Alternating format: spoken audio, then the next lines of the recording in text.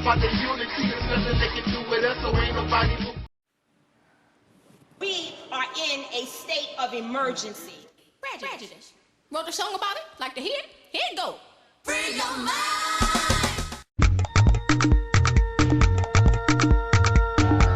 To boldly go where no man has gone before.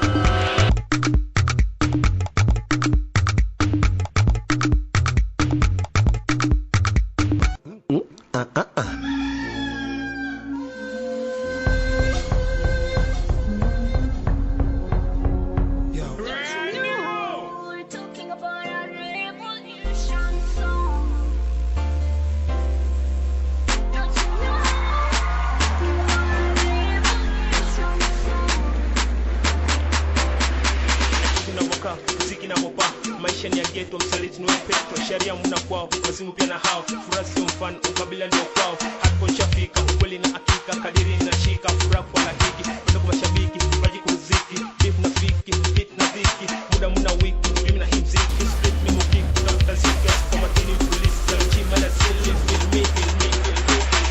Don't you know we're talking about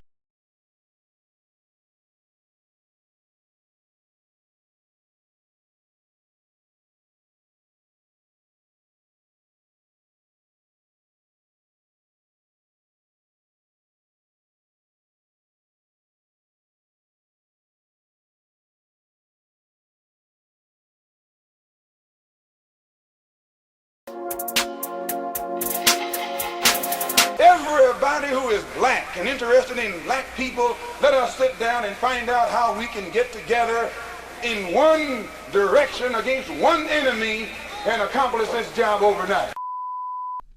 When soul singer and black activist Sam Cooke wrote the lyrics to his song, "A Change Is Gonna Come," it was very direct and to the point. With some changes to it, the song was still digestible. In the year 2019, black folks continue to go through the change rather than direct the change. A community activist named Taalik Ibn'rad has made an appeal similar to what Sam Cooke was asking for. A change. It's said that the meek shall inherit the earth. We ask when. When will the landlords give the meek a free lease? Mr. Ibn'rad is humbly asking for the state of Mississippi. President Trump has already had sit-downs with the wrong representatives of the black community. How about a real discussion with a true grassroots African American? Join and organize Operation Exodus Mississippi today, or become a supporter.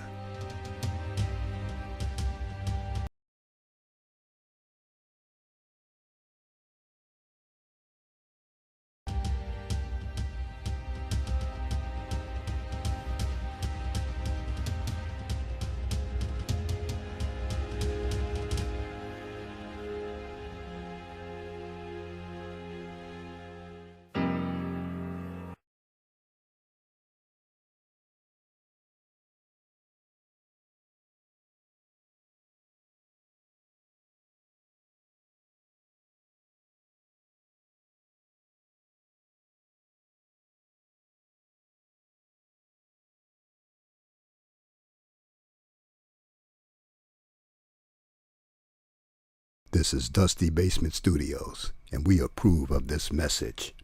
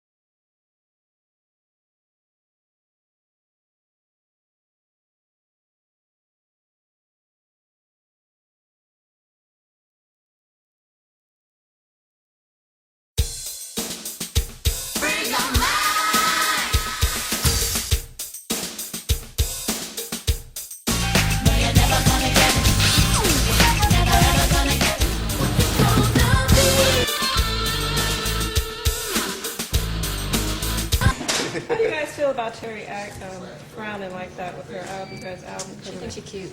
She thinks she's cute. That's all I got to say. She crude. Karen thinks she's cute. Huh? Thanks, hon. She came out with a different attitude after that. Like no none to me. I don't know what we did on film. That's old school. Life has changed. I want the red.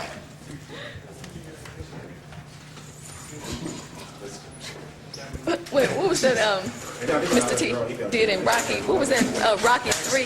Was it Rocky 3? Get them criminals off my face! There we go. I don't have a lot to say. Come to see Terry. That's Terry, Cindy, and Rona.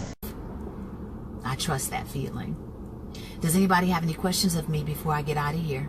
Let's see what you guys are saying. What's up, Soul Sister Rona? Hey, Taalik. I'm the brother that did Mike Jackson in Tunica, Mississippi. Hey, now. Hello to Terry. Respect. Bless up. Bless up. Bless up. Come to see Terry. That's Terry, Cindy, and Rona. It's Terry. It's important for the black youth especially to know that we did have a history and that we did great things and that we had great people, and those things were not in the history books when I was in school. And what I'd like to be doing 5 years from now is attempting to rewrite the history books so that they'll know that.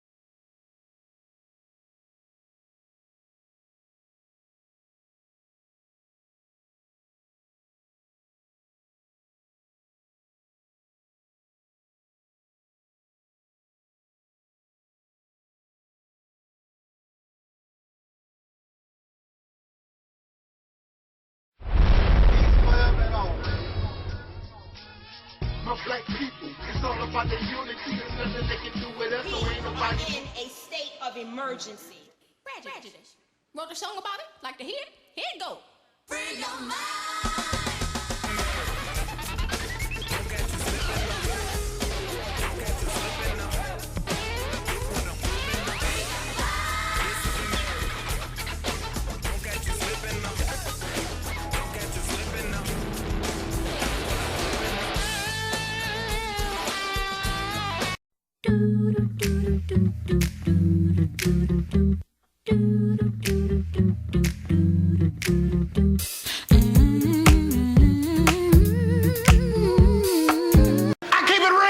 What, dear? Cause I keeps it real like that.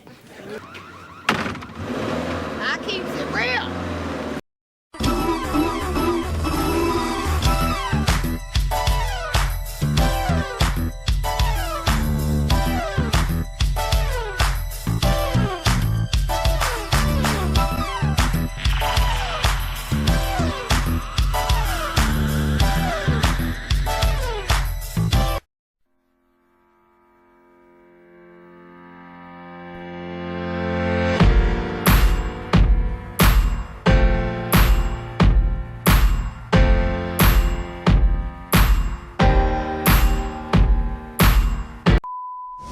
Operation Exodus, Mississippi.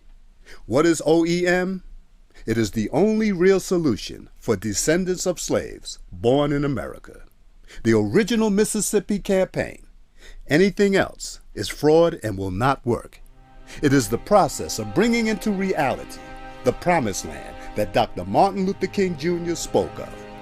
It is simply inspiring the so-called black residents of the state to take advantage of their voting power having a large population to take control of the political systems, laws of their state to benefit themselves, of which brings them power.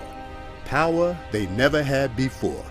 OEM has nothing to do with religious, personal, or political beliefs, just wanting to make life less oppressive in this geographical area so blacks can feel safe and operate with less resistance due to racism, forming a type of safe haven sanctuary state for black people.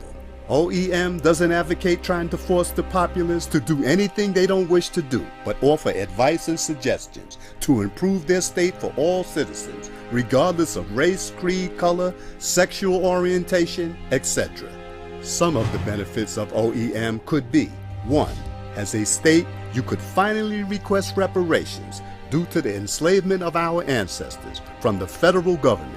Being such, monetary or other awards will not be going to individuals or groups, but a state now in control that benefits this people to help build what this people need to act like true, free, liberated, as well as equal citizens of this nation. 2. Having control of the governor's mansion, you can control the state National Guard as well as all law enforcement of the state. 3. Create a different way of living among the people to alleviate homelessness and other poverty, requesting the citizens more modestly, opening up more jobs, more time with loved ones. 4. Offer true rehabilitation to those in criminal systems so monies on jails can go to more beneficial purposes. 5. State can request the federal government to release all political prisoners in federal custody or those forced into asylum in foreign lands to be returned to or handed to Mississippi so they can live out the rest of their lives in dignity. 6. Mississippi will become a true work state where every man, woman, and child can say they had something to do with the success of their state instead of credit going to a select few. 7. Being an agriculture state already, we can specialize in the production of pure organic foods that is good for our citizens, also can be exported to other states and around the world, having a want for cheaper organically grown food products. 8. Success of OEM will become the blueprint and example, having not enough room for all who now wish to move. So our eyes must be set upon perhaps Alabama, Georgia, and the like. 9. A state can function independently from the federal government, forming relations and deals in foreign lands like Africa to benefit the state and nation. The so-called black people of America have never had true power that others respect. But by doing this, we will get the respect and power we have never experienced, and the doors that will open due to just taking control of your life, we can't imagine. Please be reminded, if not for the domestic terrorism targeting black people of the South and the federal government refusing to protect its citizens, forcing them to flee, this OEM campaign probably would have been made a reality generations ago. So all you and I will be doing is the work our ancestors wanted to do but couldn't do due to domestic violence from other citizens. Join and organize Operation Exodus Mississippi today, or become a supporter. Oh, sorry about that. I would like to introduce our sister, Rashida Strober, and also our brother Gary, I see, that's on the hangout once again. And I just want y'all to sit back and just enjoy this, because this is special. As far as I'm concerned, you know, I mean, these people out here chasing after these Caucasian paganistic holidays, right now, this moment is like a holiday for us as dark-skinned descendants of slaves born in America. So once again, I would like to pass this on to our great brother Taalik Ibn'rad. Oh, to Rashida, I'm sorry, sister. Oh, thank you. That's okay. No, it's all Greetings, everybody. First of all, I would just want to say I'm happy to be a part of this. This is actually, I believe I was a part of it last year. even though you wasn't doing the Operation Mississippi, but I'm honored to be a part of it because the thing is, I know that Brother Taalik is really passionate about the topics and the issues that he takes on dealing with Black people in America. And that's, you know, for me, I like people that are action oriented and that are serious about what they say that you know, that they want to do. So that's very important. So I'm very happy to be a part of it. I'm support what you're doing because I think it's very important. And as the brother stated earlier, I don't see anyone, you know, making any other claims or contesting this this particular project in the way that the brother is doing it. And I think it's unique. I think it's innovative, and I think it's bold.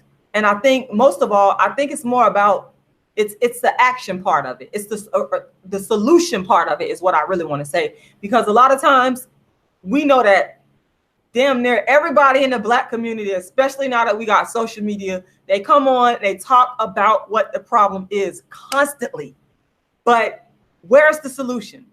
You know, it's rare that we hear somebody say, okay, well, this is what we need to do to solve this particular problem. And I'm not saying that it's going to happen overnight. That's not even the issue.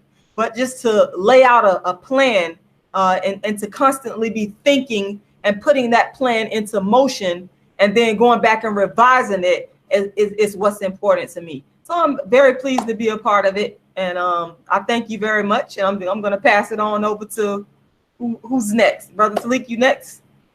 I look like I have no choice. Okay. It's all good. Yeah, okay. All right. Okay. Yeah, I want to thank you, Sister Rashida, for being here with me. Oh yeah, and I just want to say to everybody that's watching, if you could please share the link on your social media and like the video, because apparently that does something with YouTube's their algorithms and whatnot. So just please, you can share it. I've been sharing it right as I'm sitting here, right on my social media. So yeah. All right. Hold on a second.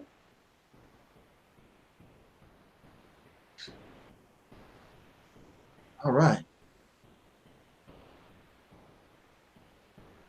Let me check my Facebook, make sure that's right. Facebook is in operation. Okay, that's good. That's good. Set this up here. Okay. Set this over here. That so I can see this chat room. Okay, we're gonna be in business. Okay.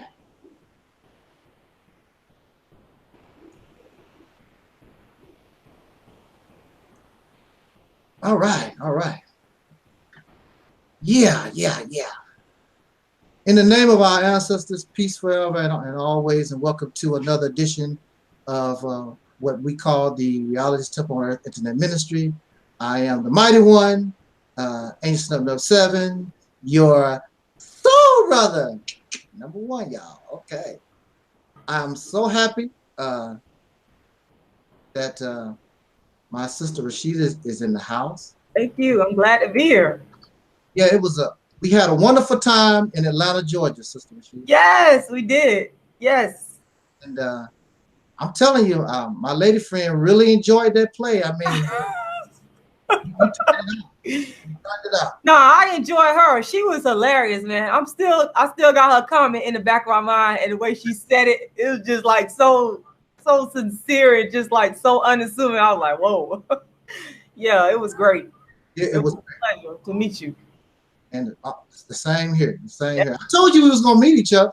Yeah, I knew it was gonna happen eventually. Absolutely. Yeah. Yeah, my baby sister, she wanted to come to Florida, and I said, well, why don't we come down there to St. Petersburg? St. Petersburg. Yep. Yeah. That's where I'm at. Yeah. So I said we'll go down to St. Petersburg. Yeah. Come on down here anytime. Come on. So we still might do that. Yeah. But right now, I got this campaign going on, and who knows when, and if it takes off a little bit, you know, we have to go to Mississippi. There's no doubt about that. We're gonna have to go to Mississippi. And if I may, I know you're gonna speak, but I just want to say this because I told you this personally, after you had spoke. You was tired, and I really appreciate you for taking the time out to come. You came from a long way. You was tired, and I had asked you to speak on Operation Mississippi.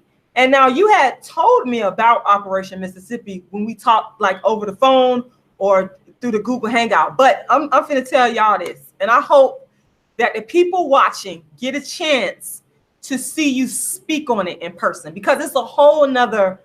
You took it to a whole nother level. Like, it's one thing to see somebody on video give a dynamic talk about something, but to see you in person, to give, you know, the presentation that you gave at the play, it was just amazing. And from that is what really, to be honest with you, made me jump on board, because I could see the strategy, the planning, the passion. I saw all of that, the sincerity in it. And when you got up there and you spoke, and I was like, wow. And the crowd, everybody was sitting there just like hanging on your every word. And it was wonderful. So I really appreciated that. It's just a whole different ball game to hear you speak about it in person. And what I'm hoping to see you do is to do some type of campaign tour, so where you're going city to city, speaking to churches, you know, colleges, different organizations about this, because it's definitely on that level. I guess the speech is done. You did it, sister. No, it's a lot more to come. No, it's a lot more, because you got the details. You got all the details and can break it down, the nuances, and help people because it's a campaign. And when you're running a campaign, you got to convince people to go with your campaign and make what you want the agenda. And like I said, when I sat there and I listened to you and watched you and you were there, I was like, okay, I get it. I'm on board. So that was very important to me. So like I said, I'm hoping you're able to tour. Yes, ma'am. I hope so too, because I mean, we really making some progress. Yeah. This is a big, something that is on a very high level, magnitude here. I mean, we're talking about national. It has to become a national movement. Right. Something small it's not going to be effective. It's going to have to take something really big in order to get us something big. And so we're going to pass the mic and get the last few words from our sister Rashida. Sister Rashida, mic belongs to you, sister. Well, thank you. I just want to say I really enjoyed listening to what everybody has to say. I'm actually looking forward. I'm a super detail-oriented person. So now that you've opened up, the foundation of what Operation Mississippi is all about, summarized it, I'm looking forward to an in-depth look at it in terms of the details of how everything will be mapped out, because I think it's just listening to what you're saying, listening to the brothers speak. There's a lot of Black people all around the United States that want out of whatever. So a lot of us are in misery. Yes. So, I mean, we talk about the next generation. I mean, it seems to me it's getting more miserable as the generations go on. And that's the irony is, you talk about the civil rights movement, which I do respect all the brothers and sisters who sacrificed and did what they needed to do for Black people. But like the brother just pointed out, one of the impact of the civil rights movement was a class system. And I'm not too sure if we would have avoided that living in America. I'm not too sure, but that's a very good point. There's so many thought-provoking things that came up. So all of this makes me want to know the details, the how, when, what, who, the details of how this stuff will be mapped out. So I'm very interested in that next chapter in the Operation Mississippi campaign. I'm interested. Can you help me? Well said. Hey, remember 11 years, Taalik, you don't even realize, man, on YouTube, when 11 years ago, when you conducted your first radio show on Blog Talk Radio, can you y'all hear me? Yeah, yes, sir. I think it was 11 years ago, and me and you had a little, we were bumping heads a little bit over some goddamn, over potato salad, basically, over the Loon Moon. Yeah, the lunar, yeah. Yeah, we kind of went at it. It wasn't real serious. And then after a week, you made a video of me, I made a video of you, and then we set aside, we reconciled, and then you got me on the talk show.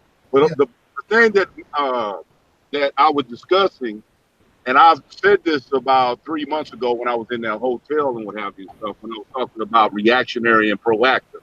Yeah.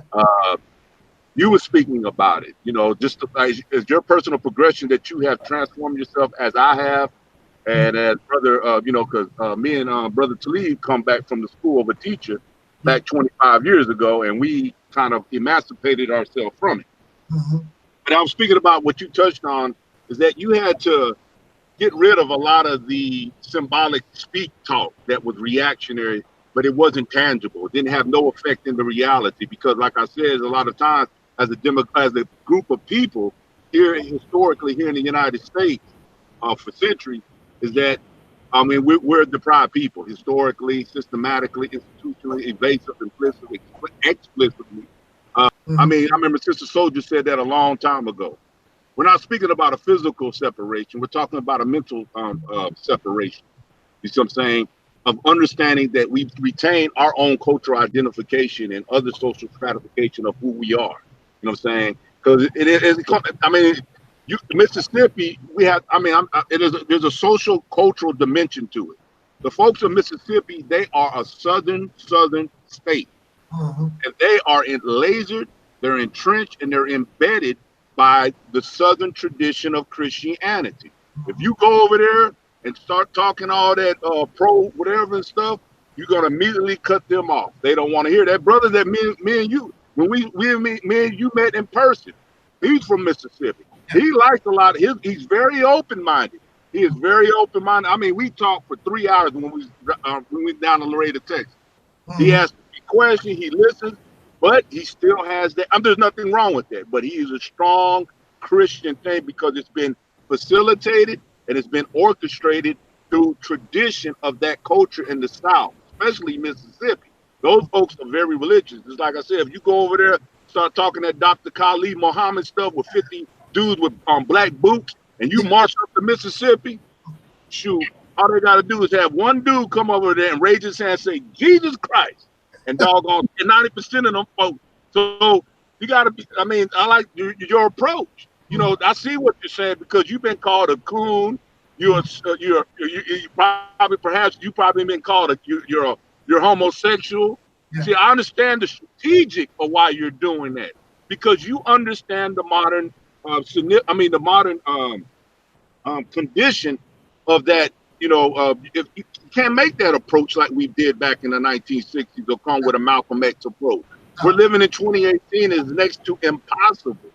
So it's just to mobilize the political thing, having awareness, and somewhat, maintain your religion in some sense, but we have to emancipate and connect ourselves to reality in a strong degree because we're relying too much on the supernatural or these metaphysical things to rescue us from our demise rather than seeing our relation to reality and then do things that we can implement or make things that are applicable that we can usher things realistically as a result by investing on things that we do in reality, and ultimately it would have this incentive and reward, and then we start gradually seeing progress and what have you. So let me just shut the hell up now.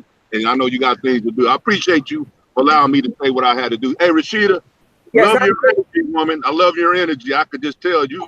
Thank you. Love your energy, what have you, sis. I know you're a very smart woman, too. Again, I'm not tooting your horn because he knows me. I go off. And if I don't feel right about a person, shoot, shoot. They want to talk a 2-cent talk with me, I give them $1 million ass whipping. I'm not trying to toot my horn.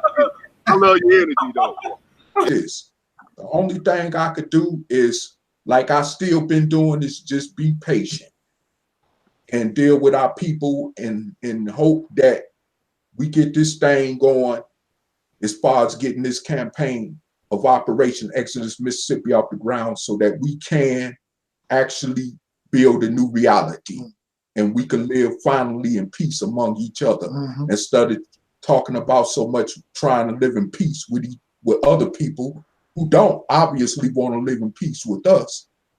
So we got to learn how to live with each other in peace first anyway, before we could even go that route.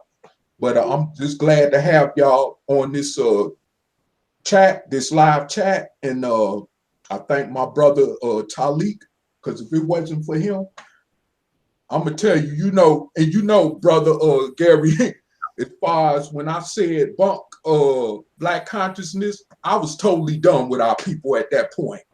Oh wow. No, I wasn't done. I was just done with the. I'm not done with it. I know what you're saying, but as far as the black conscious thing, period. After I left that, I wasn't done with us as a people, because I seen somewhere in my gut feeling that it was some hope for us.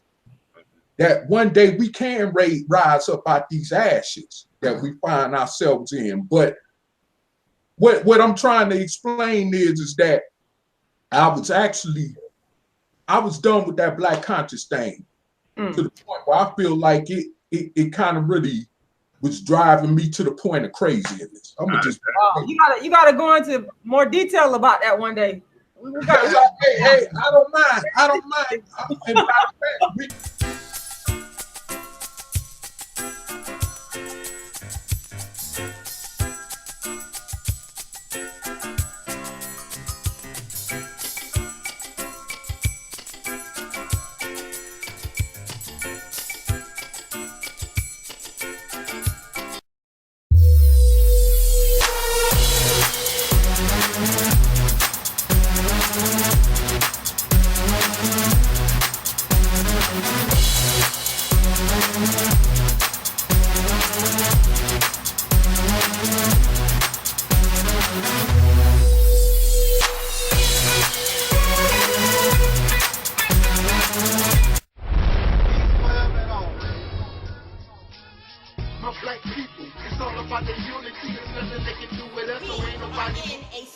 Emergency.